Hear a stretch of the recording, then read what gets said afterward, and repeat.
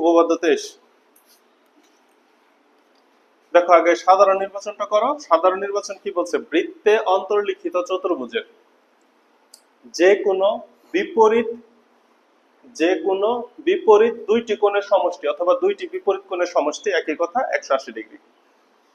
চিত্রের মাধ্যমে আমি আগে একটু বুঝে নেই যে বিশেষ নির্বাচনটা কি বলছে। হ্যাঁ, এই মনে করো একটা বৃত্ত। হ্যাঁ, এই বৃত্তের মধ্যে একটা চতুর্ভুজ তুমি অঙ্কন করতে পারো। সেই চতুর্ভুজটা তুমি তোমার ইচ্ছা মতো অঙ্কন করতে পারো, কোনো সমস্যা নাই। এই যে একটা চতুর্ভুজ অঙ্কন করলা, এই চতুর্ভুজটার নাম দিয়ে দাও এ বি সি ডি। এই একটা চতুর্ভুজ। এই চতুর্ভুজের এই যে কোণ এ এবং কোণ সি, কোণ এ প্লাস কোণ সি, ওরা যোগফল সবসময় 180 হবে, মানে হতেই হবে। তা না হলে সেই চতুর্ভুজটাকে বৃত্তস্থ বলা যাবে না। বৃত্তস্থ মানে কি? বৃত্তের ভিতরে অবস্থিত চতুর্ভুজকে বলা হয় বৃত্তস্থ চতুর্ভুজ বা বৃত্তে অন্তর্লিখিত। এই অন্তর্লিখিত কথাটার সাথে কি মিল পাও? অন্তরে লিখিত। বৃত্তের অন্তরে লিখিত। অন্তর মানে কি? ভিতরে না? আমরা বলি না বুকের ভিতরে, অন্তরের মধ্যে, এই কথাগুলো আমরা বলি কিনা? তাহলে বৃত্তের অন্তর্লিখিত চতুর্ভুজ মানে বৃত্তের ভিতরে, বৃত্তের অন্তরের মধ্যে যে চতুর্ভুজটা আছে সেই চতুর্ভুজটাকে বলা হচ্ছে।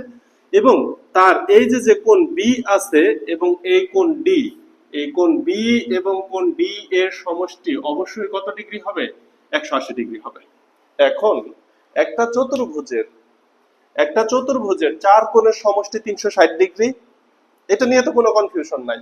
তাহলে আমি যদি প্রমাণ করতে পারি দুইটা কোণের সমষ্টি 180 ডিগ্রি, তাহলে অপর দুইটা 180 ডিগ্রি হতে বাধ্য কিনা? হ্যাঁ, আমি যদি কোনোভাবে প্রমাণ করব যে চতুর্ভুজের দুই কোণের সমষ্টি 180 ডিগ্রি, তাহলে অপর দুইটা অবশ্যই 180 হতে বাধ্য, কারণ যেহেতু চার কোণ 360 ডিগ্রি। কথা কি ক্লিয়ার? বোঝানো গেছে? এটা এমসিকিউ তে দুই ভাবে লাগবে। কি ভাবে লাগবে? তোমাকে একটা চতুর্ভুজ দিবে, বলবে যে প্রমাণ করো চতুর্ভুজটি বৃত্তস্থ। সাপোজ এই যে এরকম র্যান্ডম একটা চতুর্ভুজ দিবে, দিয়ে বলবে প্রমাণ করো যে চতুর্ভুজটি বৃত্তস্থ। বৃত্তস্থ মানে কি? একটা বৃত্ত অঙ্কন করলে চতুর্ভুজের এরকম চারটা শীর্ষবিন্দু দিয়ে যাবে। এই সব চতুর্ভুজ কিন্তু এমন হবে না। সেই ক্ষেত্রে তোমার কি প্রমাণ করতে হবে? সেই ক্ষেত্রে তুমি প্রমাণ করবা এই যে তোমাকে যে চতুর্ভুজটা দেওয়া থাকবে তার বিপরীত দুইটা কোণের সমষ্টির যোগফল কোনোভাবে 180 ডিগ্রি হয় কিনা, অথবা দুই সমকোণ হয় কিনা। দুই সমকোণ এবং 180 ডিগ্রি একই কথা। যদি তুমি এটা প্রমাণ করতে পারো, তাহলে তুমি প্রমাণ করতে পারবা চতুর্ভুজটি বৃত্তস্থ। তার মানে দুইটা কথা একই। যদি চতুর্ভুজ বৃত্তস্থ হয়, বৃত্তের ভিতরে হয়, তাহলে তার বিপরীত কোণের যোগফল 180 ডিগ্রি হবে। আর যদি বিপরীত দুই কোণের সমষ্টি 180 ডিগ্রি হয়, তাহলে চতুর্ভুজটি কি হবে? বৃত্তস্থ হবে। এবার আসো, আমরা কি জানি? একটা বর্গের ক্ষেত্রে আমরা কি জানি? বর্গের প্রত্যেকটা কোণ সমকোণ 90 ডিগ্রি। তাহলে বর্গের বিপরীত দুইটা কোণের সমষ্টি কি 180 ডিগ্রি হয়? তাহলে বর্গ একটা বৃত্তস্থ চতুর্ভুজ, অর্থাৎ আমি যদি একটা বৃত্ত অঙ্কন করি, বর্গের চারটা শীর্ষবিন্দু দিয়ে সুন্দরভাবে যাবে। রম্বসের বিপরীত কোণগুলোর যোগফল কি 180 ডিগ্রি হবে? কখনোই হবে না। রম্বসের বিপরীত কোণগুলোর যোগফল 180 ডিগ্রি কখনোই হবে না।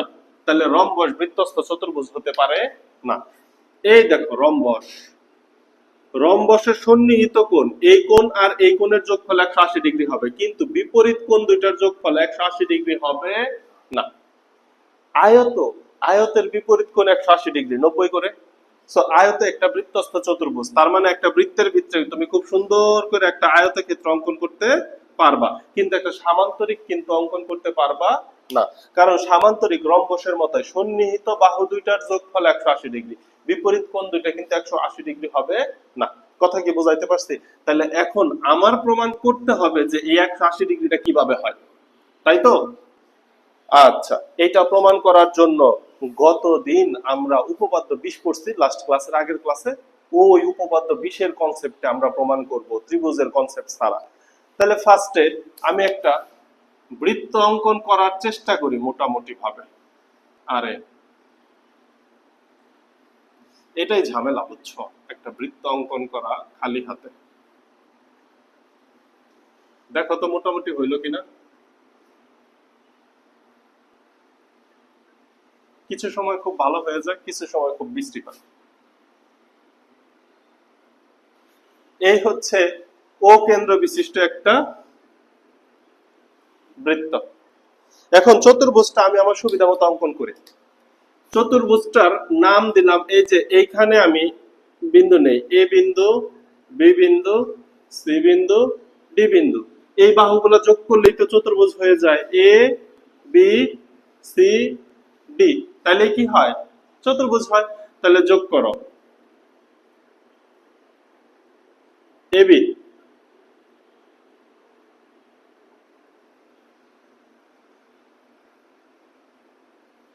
বিসি,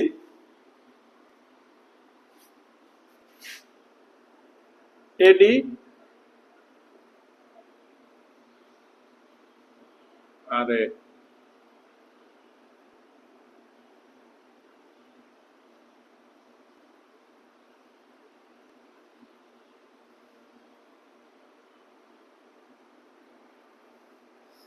দেখো তো বোঝা যায় কিনা এখন।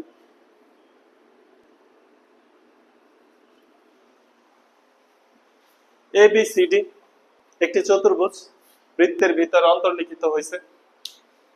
আচ্ছা, আমি কাজ করব কোন কোন অ্যাঙ্গেল নিয়ে সেটা একটু দেখাই দেয়। আমি কাজ করব এই যে এই অ্যাঙ্গেলটা নিয়ে এবং এই অ্যাঙ্গেলটা নিয়ে। চতুর্ভুজটা এমন করে আঁকার কারণ হচ্ছে আমি যেন বৃত্তস্থ কোণগুলো একটু সহজ করে সুন্দর করে নিতে পারি, সেটাই। তাহলে তুমি বিশেষ নির্বাচন কি বলবা?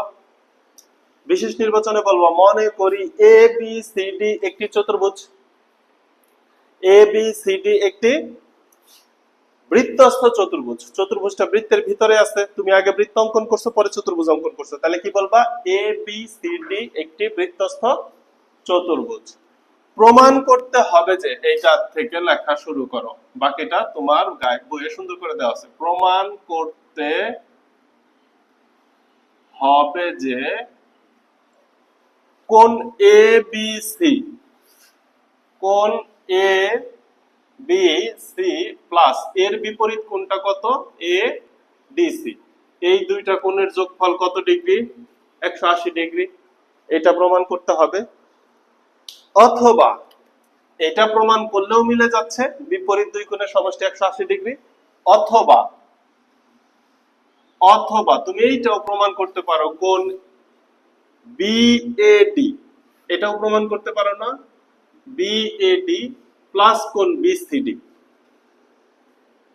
সমান 180 ডিগ্রি, এইটাও কি প্রমাণ করতে পারো? তাহলে এবিসি এবং এডিসি 180 ডিগ্রি প্রমাণ করলেও হচ্ছে, বিএডি এবং বিসিডি সমান 180 ডিগ্রি প্রমাণ করলেও হচ্ছে। সো আমরা হচ্ছে এবিসি এবং এডিসি প্রমাণ করব। এখন আমি তোমাকে বলছি যে এটার প্রমাণটা করব হচ্ছে উপপাদ্য বিশেষ সাহায্যে। কেন্দ্রস্থ কোণ বৃত্তস্থ কোণের দ্বিগুণ। এখানে কি আমাদের কেন্দ্রস্থ কোণ আছে? নাই। তাহলে ছোট্ট একটু অঙ্কন লাগবে না? কেন্দ্রস্থ কোণটা বানাই নিতে হবে না? তাহলে অঙ্কনে কি বলা যাচ্ছে? অঙ্কনে বলবো এ কমা ও এবং সি কমা ও যোগ করি, এ কমা ও এবং সি কমা ও যোগ করি। সুন্দর করে যোগটা করো। এই যে এ কমা ও যোগ করলাম, ঠিক আছে? এটা হচ্ছে সি কমা ও। বোঝা গেল?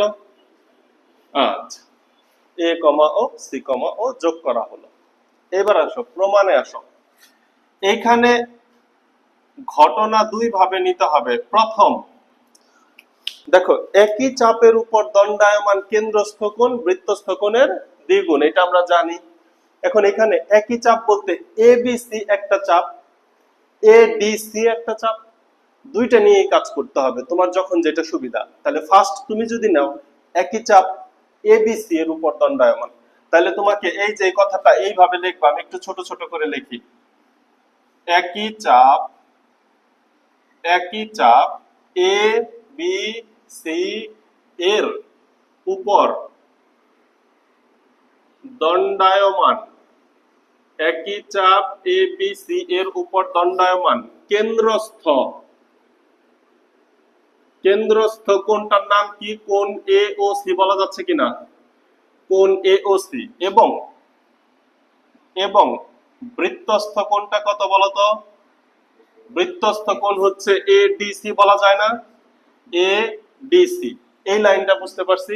এই যে তোমাদের খাতায় এখানে তো বোর্ডে তো হাতে আসে না, খাতার মধ্যে তো হাতের মধ্যে আসবে। চাপটাকে এমন করে ধরবা, হাত দিয়ে এমন করে ধরছো, ধরার পরে এই যে হাতের মাথায় যেটা এটা কেন্দ্রস্থ কোণ, এই হাতের মাথায় যেটা মানে হাতের উপরে থাকবে বৃত্তস্থ কোণ। চাপটাকে এমন করে ধরার পরে এই দেখো কেন্দ্রস্থ কোণ, বৃত্তস্থ কোণ। কথা বুঝাইতে পারছি? তাইলে অতএব কি তুমি লিখতে পারবা? অতএব তুমি লিখতে পারো না কোণ এ ও সি সমান 2 কোণ এ ডি সি, কেন্দ্রস্থ কোণ বৃত্তস্থ কোণের দ্বিগুণ। এই যে প্রথম শর্তটার ক্ষেত্রে তুমি লেখা দিবা উপপাদ্য 20 এর যে সাধারণ নির্বাচন সেটা। যদিও আমি উপরে কিন্তু সুন্দর করে দেখাই দিছি যে কেন্দ্রস্থ কোণ এটা, বৃত্তস্থ কোণ এটা, পরে কেন্দ্রস্থ কোণ এওসি সমান 2 কোণ এডিসি, বৃত্তস্থ কোণের দ্বিগুণ। এখানে কি লিখছি উপপাদ্য 20। তুমি কি উপপাদ্য 20 লিখবা? তুমি কি লিখবা? উপপাদ্য 20 এর সাধারণ নির্বাচন কি ছিল? কেন্দ্রস্থ কোণ বৃত্তস্থ কোণের দ্বিগুণ। কি লিখবা? কেন্দ্রস্থ কোণ বৃত্তস্থ কোণের দ্বিগুণ। তাহলে প্রথম কন্ডিশন হয়ে গেল। এইবার দেখো আবার এই লাইনটা খুব গুরুত্বপূর্ণ, এই লাইনটা বুঝবো আমরা। আবার একই চাপ, একই চাপ এডিসি এর উপর দণ্ডায়মান, এডিসি এর উপর দণ্ডায়মান, এডিসি এর উপর দণ্ডায়মান কেন্দ্রস্থ। এইবার আসো, এইবার একটু খেয়াল করো, এডিসি কি এমন করে ধরতে হবে? এমন করে যদি ধরো, এই যে এইভাবে যদি ধরো, তাইলে তোমার হাতের উপরে কেন্দ্রস্থ কোণ, এই যে আমি একটু ইন্ডিকেট করে দেখাই, তোমার হাতের উপরে অবস্থিত কেন্দ্রস্থ কোণ হবে এটা। আরে একটা রেড পেন থাকলে ভালো হয়, দাঁড়াও একটা সেকেন্ড, একটু একটু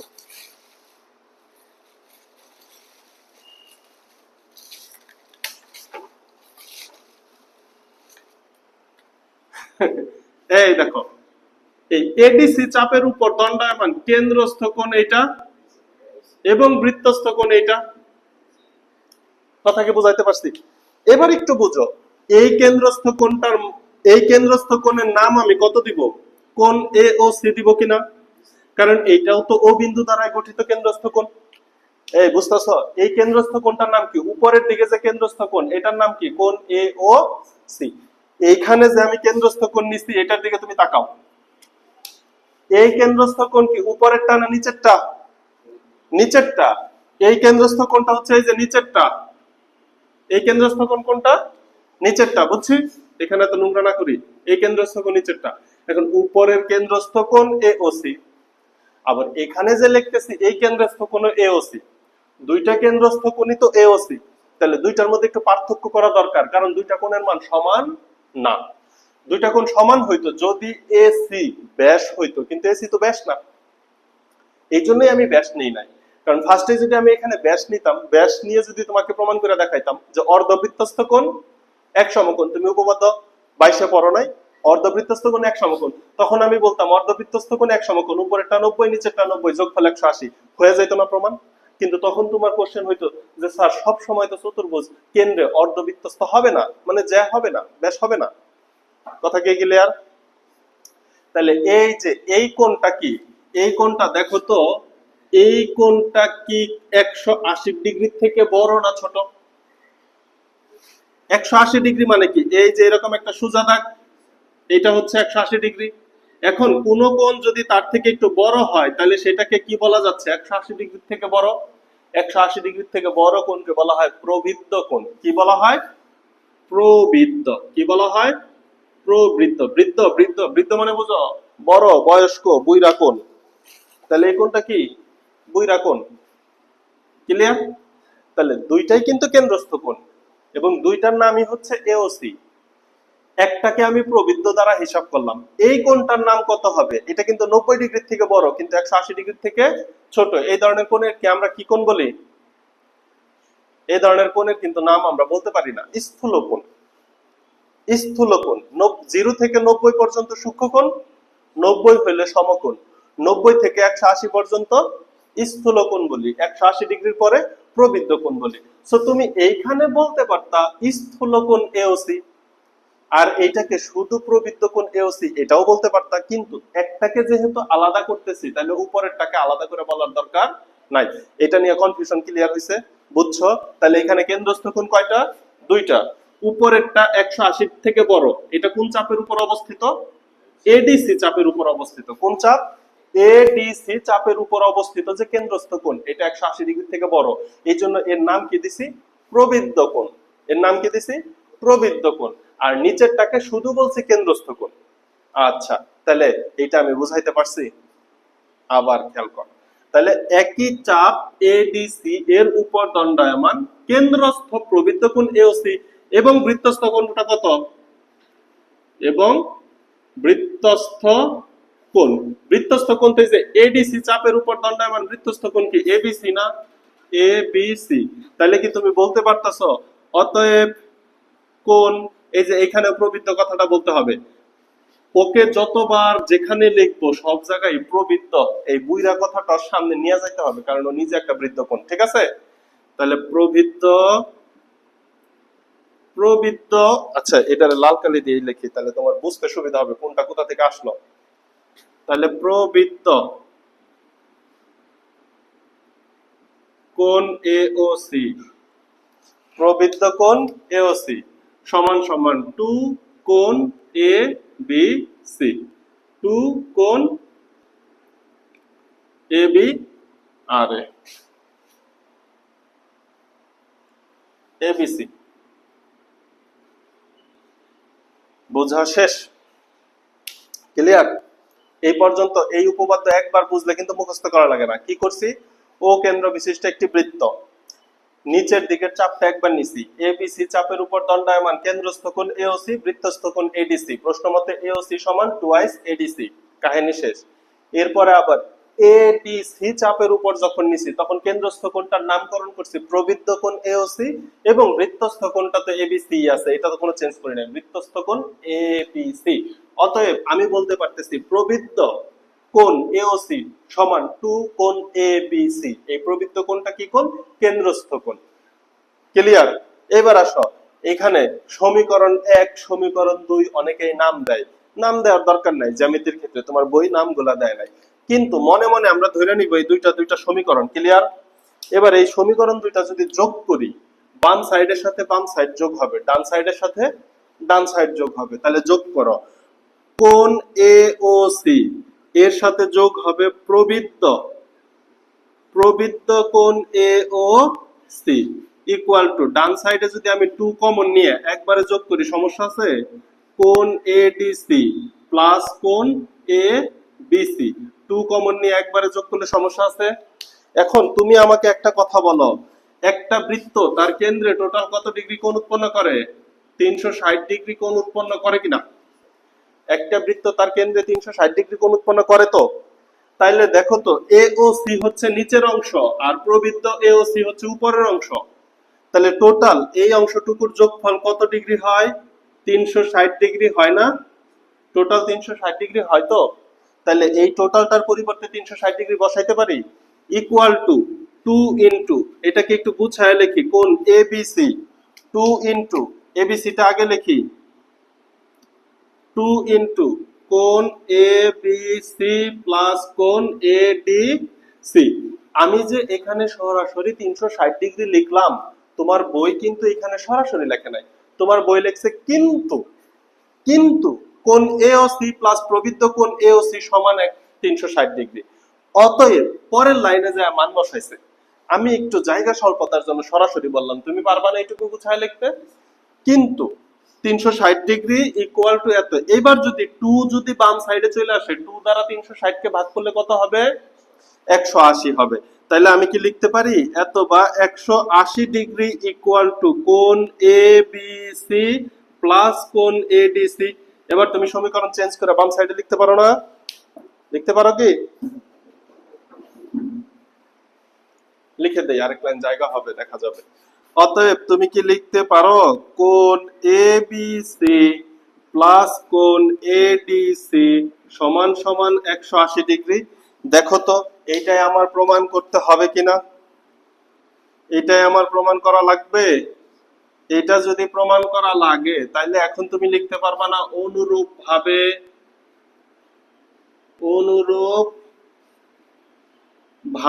অপর যে কোণটা আছে এটা লিখে দাও, কোণ এ বি এ ডি, কোণ বি এ ডি প্লাস কোণ বি সি ডি, এটা যোগ করলেও কত ডিগ্রি হবে? 180 ডিগ্রি হবে। প্রুফড। আমি কি বুঝাইতে পারছি? ক্লিয়ার? এটা তো টোটাল ডিটেইলস লেখা দেখাইলাম, কিন্তু বোঝার জন্য তোমার চিত্রতে যাইতে হবে। এইটা তুমি মনে রাখবা কিভাবে? কিভাবে মনে রাখবো? ফার্স্টে আমি চিত্র অঙ্কন করব, যেটা দেওয়া আছে সাধারণ নির্বাচনকে চিত্রের মাধ্যমে প্রকাশ করাই বিশেষ নির্বাচন। তাহলে আবার একটু খেয়াল করো আমি কিভাবে মনে রাখবো। ও কেন্দ্র বিশিষ্ট এ বি সি ডি একটি বৃত্ত, অথবা ও কেন্দ্র বিশিষ্ট কোন বৃত্তের অভ্যন্তরে এ বি সি ডি একটি চতুর্ভুজ। প্রমাণ করতে হবে যে A B C plus ADC বিপরীত দুইটা কোণ সমান 180 ডিগ্রি, অথবা বিএডি প্লাস বিসিডি সমান 180 ডিগ্রি। একটু অঙ্কন করে নিব, এ কমা ও সি কমা ও যোগ করি, অঙ্কনের কাজ শেষ।